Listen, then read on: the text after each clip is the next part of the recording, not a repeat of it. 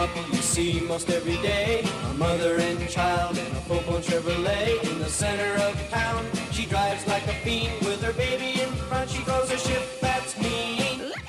Alright, it's time to get weird again with a weirdo model build. Dave Weiss at the Glue Bomb Show YouTube channel announced that he was going to have a group build, which is the second annual Random Weirdness Group Build, which runs from April 1st of this year up until June 1st, so I still got a little time to get this in. And it was basically build anything weird. I mean, weirdos are the obvious choice for this, but it could be anything weird. And anyhow, on the thread when he announced that video, I'll have a link in my notes, I mentioned I would be building a weirdo, or actually it was going to be another one of the kits, one of the Frantics, or actually the Woody Surfer, which is again another series from you know, the what was originally the Hawk model kits. But when I mentioned this,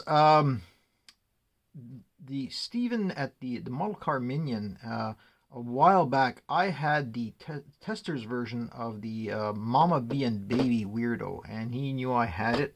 It was actually one of those things where I had a chance to buy it, didn't buy it, then it was at a flea market sale and I picked it up. And then what he said is he wanted to make a trade, and he wanted the Mama Bee for the drag hag, and they're very similar. It's, you know, a little baby in a carriage with, you know, some weird mama. But the you know, the mama figure is quite different. Anyhow, I said sure. One weird model or another is pretty much the same, and they were very similar, so I went for the trade. So anyhow, for that group build, he decided he was going to build a Mama Bee, and then he suggested to me that I build the drag hag. So this is kind of like a buddy build at the same time. So I got the kit out, and let's see what's in there. Oh, he's already bagged some parts. Okay. That's nice. And he took them all off the sprue, and he's actually glued a few pieces here, or somebody did. I'm not sure where he got this kit, but yeah, somebody's already started it. But that's fine. Everything's, you know, I hope everything's there. You know, the typical one sheet instruction, although this is in comic book form. I really like this. At first I've seen it, usually there's just, you know, a few, you know, actually just the parts. So this is like kind of in comic form, and somebody's already written numbers. Maybe those are paint numbers, or what they thought they were going to use for the paints, or, you know, some are seem to be labeled on the print itself and others aren't there. Doesn't matter. I'm going to build it my way, paint it my way. I'm going to make this a simple build. You know me, I always overdo it, put electronics and things like that. Not this time. I want a quick build. I don't know what I'm going to use for the colors for the time being. I'm going to probably go with what's here, or whatever I can see on this drawing, this great, fantastic drawing, actually, this art piece over here. And I'm going to get going. In the meantime, also, you'll find in my notes, because Steven at the Model Car Minions already started his Mama Bee build. I'll probably put a link to his video. He's got part 1 up. I'm sure he'll be finished by the time I'm finished with this, so I'll put links to whatever videos he has for the his build, and hopefully other people will join in this group build and make weird model kits. Okay, I just wanted to make a quick update on a very few things that have happened with the model. You'll notice that the legs are now separated, and what happened there was I noticed that whoever glued it earlier on, what they tried to do is, you know, align, you know, the seams perfectly, but sometimes you can only have it aligned on one end and not the other and stuff like that.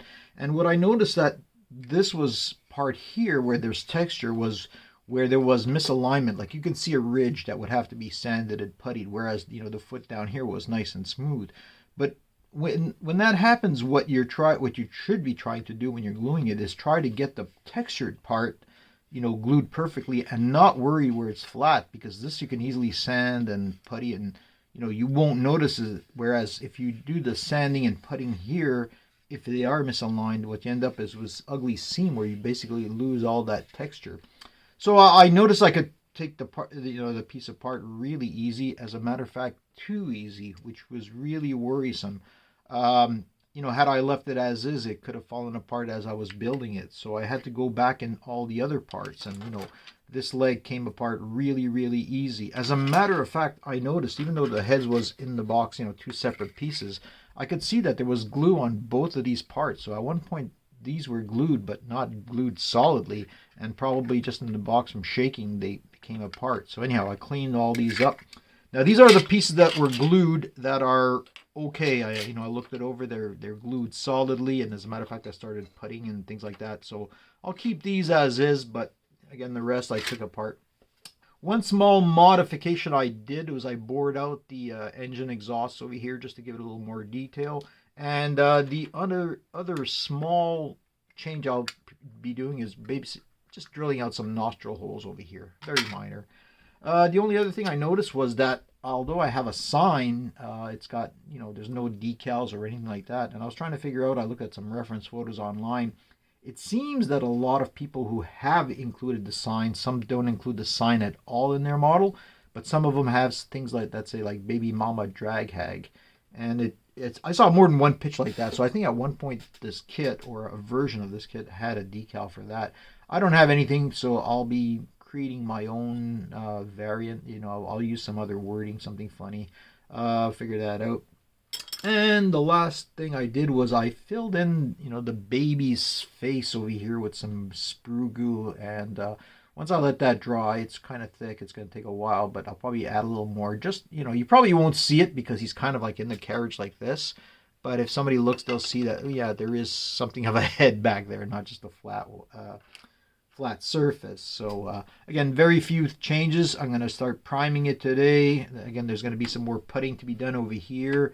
And we'll see how it goes. And the other thing I got to do is still figure out, what kind of paint scheme I want. So we'll figure that out. Okay, so I've, cleaned up all the pieces over here, done my best to sand them off and things like that. And, joined the ones that I could because I know that they're going to be distinct. So I want to prime and paint them at the same time. And they look not too bad. But I want to talk about two things over here. I mentioned when you have to sand along a seam that's textured. And what I tried to do would remedy that. I had an idea and I went online and said, see if it's possible, feasible. And some people have done what I was thinking. And that was basically to apply something to soften the plastic, basically, a thin glue or another glue. Let it soften a bit and then take something like this that has a similar texture and then just, blend it in there. And it seems to have done the trick. Now, I'll only find out once I actually prime this to see it. But I can, just visually, I can see I do have some of that texture. So we'll see how that goes, but that's the best I can do with this. Now, my other problem is this over here. Again, this arm and, the skin on this side of the shoulder, it's supposed to go together, so I'd like to put it together and clean out that seam because that's a terrible seam. I don't know if you can see that. It just, it's uneven. It's like a jagged edge, really. So it's not too bad when it's this position because I know this arm goes up like that. I can, glue it in, putty it, sand it and everything, but my problem comes on the other side with this arm. I really can't glue it in because I don't know if it's going to be up like this, like this, like this, like this. And this is where I wish the manufacturers would have a pin or some sort of indentation to say, look, this is the angle it goes to, or at least approximately, to give me an idea. So I think what I'm going to have to do, unfortunately, is keep this arm off and do them separately. And another problem with this is, you can see with that angle, it's hard to get like an airbrush into the rest of the body with the arm in the way, but I don't think I have a choice here. So I think what I'm going to do is I'm going to glue this like that, putty it up, clean it up. Again, look at it; it's just terrible. And go with the best I can do with that. Onto the gluing and priming. Okay, as you can see, I've primed all the parts over here and started some painting. Few things I wanted to talk about was basically the tires have this, bad year inscription, not good year. And what's nice about that is the recess for that lettering was quite deep. So what I did was I did a wash of white. After I primed it, I did a wash of white and a few times going in there so it really would soak into the letters. And once that was done, wipe it every now and then, but keep that white in there. Once that was done, I painted, regularly around the tire. But for this part where the bad year was, I just dry brushed the black a few times, going over very, very lightly, and it came out quite nice. I still got to maybe do one more pass of the dry brushing, and some of the other areas painted regularly. But I like how that came out. I wanted to talk about you remember we were talking about how was the arm over here, if I couldn't place it because I didn't know where actually what the positioning will be. So I said I'm going to do that last, which means I build a buggy, place the figure on it, see where that arm comes, then glue it, and then I start painting the body. Kind of a pain, but I got, a nice seam, nice clean seam over here with the putty. So I like that. I hate seams. And speaking about seams that I hate, I went back in, like I originally had these separate pieces. But I went back in and puttied that to get rid of the seam between the top and the bottom of the buggy, so that it's nice and clean. And what I'm going to be doing for that, for painting, I mentioned these cans of paint that I bought about a dozen or 16 or so for, $4 for $1, and it came out really nice, the blue on the paddy wagon. So I'm going to try this one over here, which is kind of a red, metallic, burgundy, bronze mix. I think I used it on one of my rockets years ago, and it pretty much looks like that. So I'll have that. I'll have a nice metallic looking buggy for this model kit over here. I took, if some of you have seen my other weirdos, whenever there's a tongue, I put divots with to make it just weirder, a little more creepier. And basically I just took a fine tip soldering iron and went in there and put a few divots on there.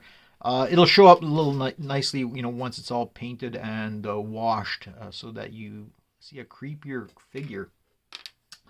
I mentioned the sign, and I have to figure out what to put over there, and went online, used Inkscape, created some wooden backdrops and some lettering and some different options. And one thing I typically do is I'll measure it perfectly, and or what I think is perfect, and put that down the middle. And then I'll take, reduce this by 5% and increase it by 5%. So I have a selection when it actually comes to cutting it out, because sometimes you find out, this one's a little too small or too big or whatever. And in this case, I think what's going to happen is I'm going to be using this one. And indeed, I needed that extra 5% to get that, so I'll be using that. And then I'll try to get a wood grain on the back, using craft paints, oranges, browns, and things like that, to try to mimic that style. It won't be perfect, but it'll just be the back of the sign. And I think that's it for now. I was a little intrigued about the history of this kit, especially because the instructions seem so different from all the others. And while I knew some history about the kit and weirdos in general, I did find out a few things. So first of all, this is a 1993 kit, at least according to the box. And I knew that, there was, a cartoon show for the weirdos. And what was weird there was it seemed it was like 1999, 2000 that came out. But my box is a 1993 Testors kit. So it seems that at one point Testors got the rights to the weirdos to make the models and things like that, and got the molds, and they also came out with that show. But there was a few other things that surprised me that I didn't pick up when building my other weirdos over the years. Was I did not know that there were cards, a card set from Fleer from back in the 66, around that time frame. And actually there were 3 cards for the drag hag, at least as far as I could tell, only 3, and it was really interesting. Another thing I found out was about the music, and there was an LP for a whole bunch of songs for weirdos, one of them being the drag hag, and that's what I've now included as the intro music to this video. So a few interesting things. If you want to go check them out further, go ahead. A few things with the kit itself. I mentioned before that some of them had the decal, but I did not have any decals in this one, so I made my own drag hack sign. It's now finished over here. The decal set, though, one thing interesting was it included decals for the eyes. Again, obviously I don't have that. I'll just be painting in the eyes, but something to keep up. You know, if you're really interested or trying to decide whether you want to get a decal, you know, a model kit, somebody selling it, and whether it has the decals or not. I'm not going to do too much again with this kit, but I've gotten to the point now where I can build a buggy. That paint that I was talking about, I wasn't too impressed, to be honest. I mean, it did come out with like a kind of a flake, but it was kind of a dull, very thick flake and not a shiny, not a smooth at all. I think I put 6 coats of Future on this just to get it reasonable. But at least it's done now, and I can build the buggy and then start doing the fitting as I mentioned, so that I could position the model. And you know, painted a few other things here and there, but the main thing is going to be what to do with that body once I've figured it out. But now I can proceed with that. Okay, one thing I didn't mention about this paint, aside from not giving me, you know, the finish I had hoped for and all the troubles I had there, is it doesn't really adhere very well to the primer. I noticed that it can be scratched off very easy. So I was really worried about putting these exhaust pipes on, which, you know, you're only supposed to glue them onto the side. I said, you know, that'll rip off and it'll even take bigger splotches of paint with it. So what I did is I drilled out the holes over here, and I've glued them in now solidly. I might put some, you know, sprue glue even to further hold it, but it should be okay now. And I can now proceed with the rest over here, and now I can, you know, position the body, you know, manually, and have a good idea of where to place the hand, the angle to have it hold that handlebar over there. Another thing I've done is finished off the face over here, and I glued it on. I wasn't sure if that, you know, edge around the eyes was supposed to be, you know, driving goggles or not, but I made them dark like goggles, and you really can't see the face very well anyhow because it's so obscured by the engine, especially, you know, once it's in the buggy itself. But it's done, so I can now continue on with the rest of the hag itself. Okay, as you can see, there's a lot of progress over here. I've done a lot of work on the figures. You know, the buggy's all built up. Oops. Buggy's all built up. I do want to try something else with that, but I won't tell you what it is right now. Here's the face. Still have to put on the, you know, tongue and teeth, you know, the smaller bits. And what I'm debating about her hat is to use a stencil that I have over here from a dollar store that has a bunch of stars, and maybe add a few stars with the airbrush. I don't know if it's worth the trouble, but I think I'll do it. I'll give it a shot anyhow.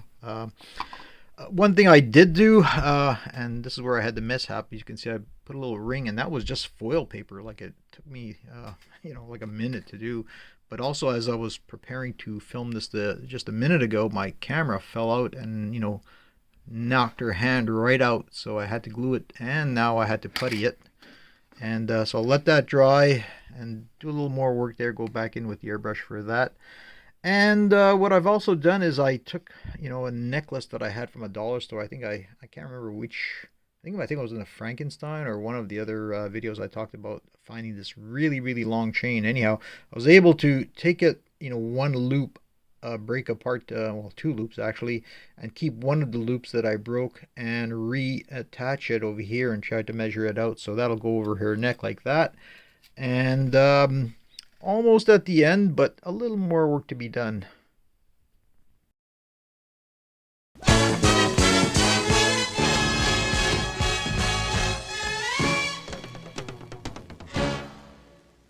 One thing I mentioned in my last video but didn't actually include was the Model Car Minion had given me a few stickers with, you know, police and things like that. And because I mentioned when I built the paddy wagon, I didn't have the decals. So very thankful for that.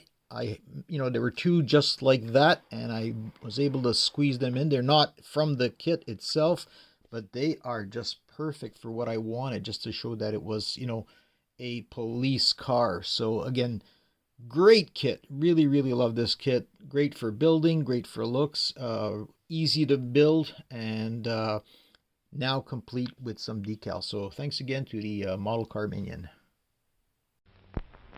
And now, on with the show. All right, I'm calling her done. As you can see, I've repaired the the wrist over there. There's a slight discoloration, even though it's the same paint. I mean, you can barely see it, but there's a slight discoloration where I had to repair it, but it's good enough.